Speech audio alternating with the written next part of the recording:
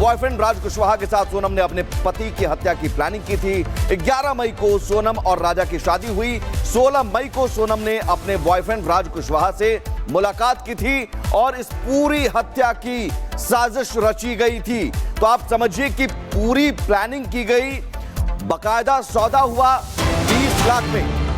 और आपको बताएं कि शादी के 5वें दिन सोनम ने अपने प्रेमी से वादा किया था, प्रेमी राज से वादा किया कि अपने पति राजा रघुवंशी की हत्या करेगी। सोनम ने राज से कहा था, मैं विधवा बनकर तुमसे शादी करूंगी। तो ये पूरी प्लानिंग थी। जैसा कि हमारे सहयोगी सत्यविजय बता भी रहे थे कि कहीं ना कहीं ये पूरी शादी सोनम के घर वाले एक्सेप्ट नहीं करते, इसीलिए उसने ये पूरी प्लानिंग की थी। अजय भी हमारे साथ जुड़ गए हैं। अजय, आप लगातार पूरी रात से रिपोर्टिंग कर रहे हैं, वहां पर भी मौजूद रहे जहां पर सोनम को फुलवारी शरीफ में लेकर के गए थे। सोनम की तरफ से कुछ कहा नहीं गया, लेकिन पुलिस की तरफ से क्या कुछ कहा जा रहा है? बिल्कुल, देखिए, सोनम किसी भी तरह की कोई बातचीत नहीं कर रही है। कुछ जो खाने के लिए दिया जा रहा है कुछ भी नहीं खा रही है। तो किसी तरह का संवाद नहीं है, किसी तरह का कोई कम्युनिकेशन नहीं है। जो टीमें यहाँ पर मेघालय से पुलिस की पहुंची हैं उनसे भी अब तक कोई कम्युनिकेशन इस तरह का एविडेंस से जुड़ा हुआ है, जानकारी देने का सोनम ने किया नहीं है। कोई पूछताछ भी वैसे अभी की नहीं गई है, क्योंकि इस पूरे प्रोसेस में प्राथमिकता है कि उसे लेकर पहले मेघालय पहुंचा जाए। जो फ्लाइट की बात की जा रही है, 2 संभावनाएं बताई गई थी, लेकिन अब ज़्यादा संभव यही लग रहा है कि जो 3 बजे की फ्लाइट है वाया कलकत्ता, उसी फ्लाइट से सोनम को लेकर मेघालय की पुलिस पहुंचेगी। और जो ट्रांजिट रिमांड का टाइम पीरियड है उससे पहले पहुंचने के प्रयास में पुलिस की टीम दिखाई दे रही है। कल देर शाम गाजीपुर से लेकर निकली जो टीम थी वहां से, और पूरी रात ट्रेवल करने के बाद पटना के हम समय मौजूद हैं। आप देखेंगे फुलवारी शरीफ थाना है, इसके रेस्ट एरिया में इस समय सोनम और उसके साथ ही तमाम जो पुलिसकर्मी आए हुए हैं मेघालय के, वो मौजूद है।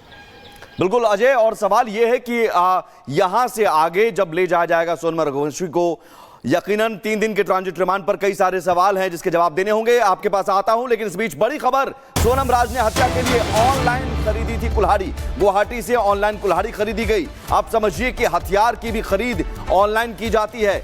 20 लाख रुपए का लालच दिया जाता है कि 20 लाख रुपए मिलेगा, राजा रघुवंशी की हत्या कर दो, 15,000 रुपए एडवांस दिए जाते हैं। तो सोनम फाइल्स के नए खुलासे, और इस नए खुलासे में पूरी कहानी एक ही है कि मास्टरमाइंड सोनम रघुवंशी थी।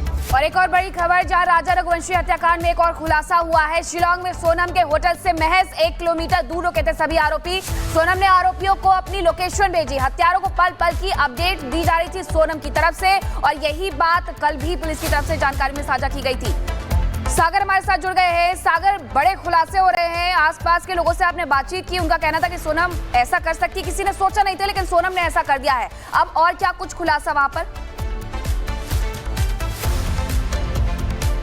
देखिए, बिल्कुल मीनाक्षी, अगर हम बात करें इस पूरे मामले में अभी तक 4 आरोपी जो कि पकड़े गए हैं, चारों आरोपियों को मेघालय पुलिस को सौंप दिया गया है। इस समय देखिए क्राइम ब्रांच थाने के ठीक सामने हम खड़े हैं। लगातार आरोपियों से पूछताछ की गई, लेकिन चौथा आरोपी जिसका नाम आनंद है, कुछ देर में उसको कोर्ट में पेश किया जाएगा। कोर्ट में पेश करने के बाद उसको मेघालय पुलिस को सौंपा जाएगा, क्योंकि चौथा आरोपी कल इंदौर नहीं पहुंच पाया था। और कुछ ही देर में फिर आज के दिन कहा जा रहा है कभी भी किसी भी वक्त आरोपी जो है ट्रांजिट रिमांड पर लेगी, फिर आरोपियों को शिलांग लेकर जाएगी, जहां पर सीन को रिक्रिएट किया जाएगा।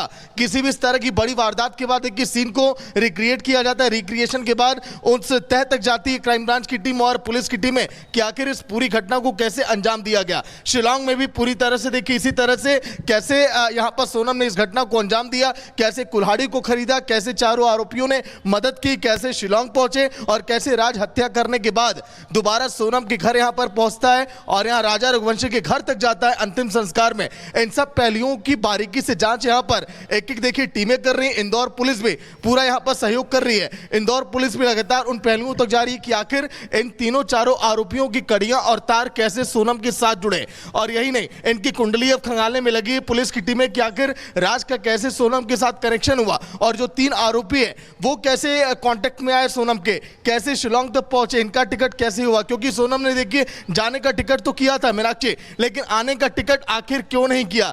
क्या ये पूरी घटना की प्लानिंग की गई? हालांकि सोनम अभी तक बार बार मुकर रही है कि उसे फंसाया जा रहा है, लेकिन राज के सामने आने के बाद जो आरोपी घर में जाकर बैठा रहता है, जो बहुत करीबी है, उससे दूध का दूध पानी का पानी हो गया है कि आखिर इस घटना को देखिए कैसे सोनम ने अंजाम दिया है। क्राइम ब्रांच की टीमें यहां पर अब देखिए यहां पर लगी हुई है, मेघालय पुलिस पहुंची हुई है। बस कुछ ही देर का वक्त है जब चौथे आरोपी को कोर्ट में पेश किया जाएगा, फिर उसके बाद मेघालय पुलिस लेकर आगे पहुंचेगी। लेकिन जो पड़ोसी लगातार जिस बात का जिक्र कर रहे हैं उन्हें खुद यकीन नहीं हो रहा है, क्योंकि जो सामने जो ज्योतिष हैं वो भी इस समय कुछ बोल नहीं रहे।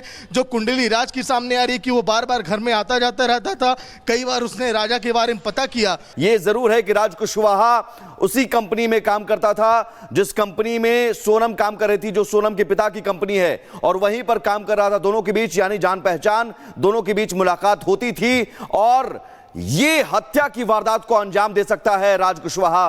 सोनम रघुवंशी के साथ मिलकर राज कुशवाहा के परिवार वालों को यकीन नहीं हो रहा है। एक रिपोर्ट के जरिए समझिए कि कैसे इस पूरे हत्याकांड को अंजाम दिया गया।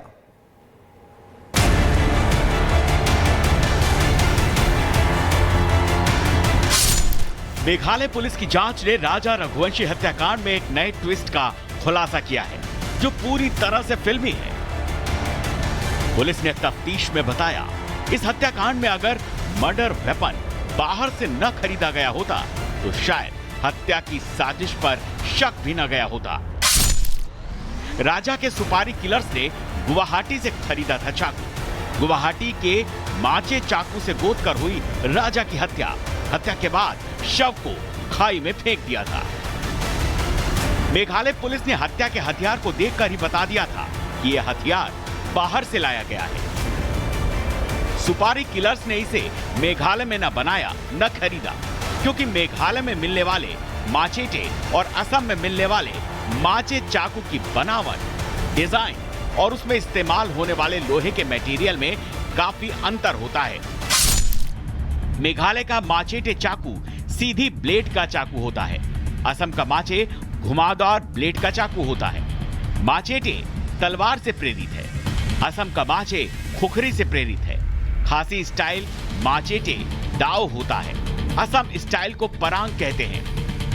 2 जून को जब सोहारा के वेसावजोंग फॉल्स के पास राजा रघुवंशी का शव मिला तो पुलिस को तुरंत समझ आ गया ये कोई महज हादसा नहीं है। राजा के शव के पास मिला धारदार हथियार दाव भी इस हत्याकांड में सबसे अहम सुराग बनकर साबित हुआ। पहली नजर में वो दाव एक आम खासी हथियार लग रहा था, लेकिन पुलिस की पैनी नजर ने तुरंत गौर किया कि यह पारंपरिक खासी दाव से अलग है। हथियार बिल्कुल नया लग रहा था। उस पर किसी भी तरह के घिसाव या इस्तेमाल के निशान नहीं थे जो आम तौर पर स्थानीय लोगों के औजार में दिखते हैं। इससे पुलिस को शक हुआ कि यह धारदार हथियार बाहर से लाया गया हो सकता है और शायद हत्या के लिए ही इसे खरीदा गया होगा।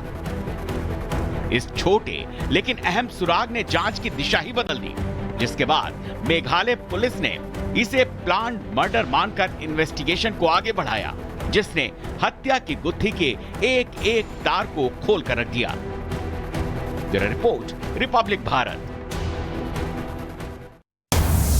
और बड़ी खबर आपको बता दें, जहां पुलिस से बचने के लिए सोनम ने अपना मोबाइल तोड़ा। 23 मई को मर्डर के बाद शिलोंग से गुवाहाटी चली गई और गुवाहाटी से ही ट्रेन के माध्यम से उत्तर प्रदेश के गाजीपुर पहुंची।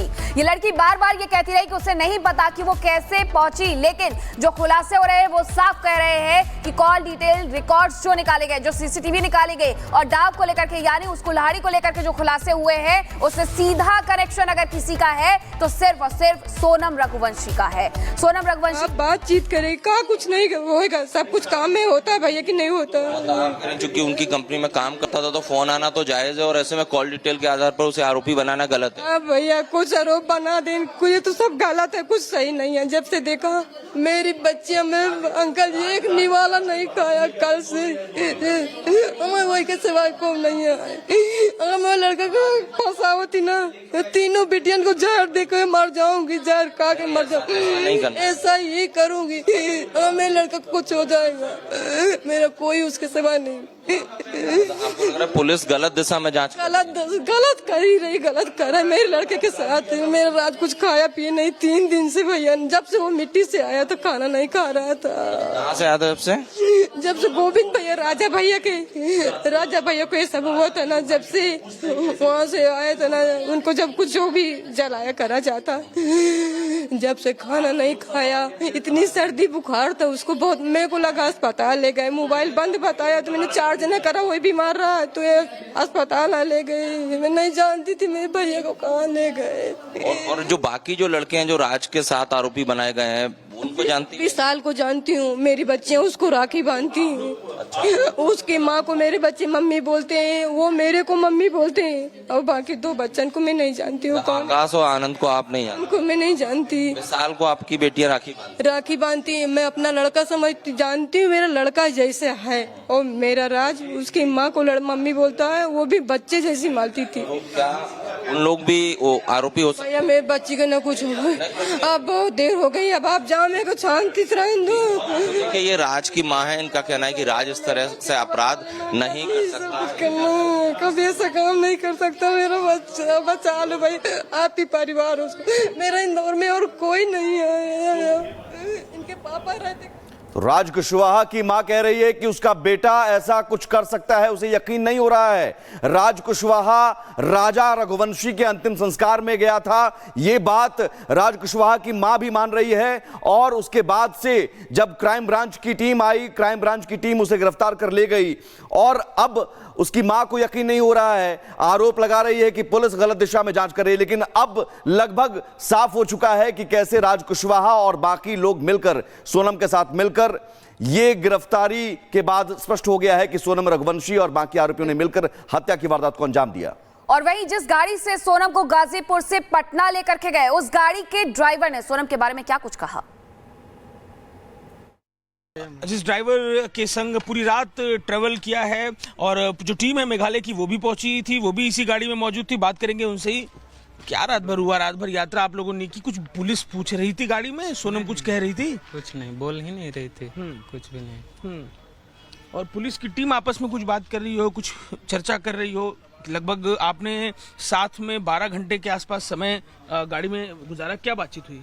नहीं, ऐसा कुछ नहीं बात हुआ है। हाव भाव तो देख रहे होंगे आप ना, कैसा बातचीत तो मालूम दे रहा था? नहीं, कुछ नहीं।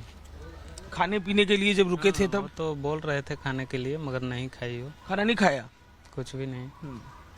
कुछ तबीयत गड़बड़ थी, ऐसी भी कुछ जिक्र हुआ? बुखार था क्योंकि परसों की रात में? नहीं, ये तो मालूम नहीं है। क्या आपने देखा 12 घंटे गुजारे गाड़ी में? आपने गाड़ी चलाते के दौरान, रुकने के दौरान अलग अलग जगहों पर आप लोग रुके, कोई बात उसने कही किसी से? कोई कुछ देखा आपने? कुछ नहीं। किसी से फोन पे बात करने के लिए कह रही है? नहीं, बोली ही नहीं कुछ तो बोली हो, बेकसूर हूँ, कसूरवार हूँ, नहीं, कुछ नहीं। मेघालय की पुलिस ने गहन जांच की है, सीडीआर निकाला गया है, सीसीटीवी जुटाए गए हैं, और गाइड के बाइट भी ली गई है, उनके बारे में भी उनसे पूछा गया था।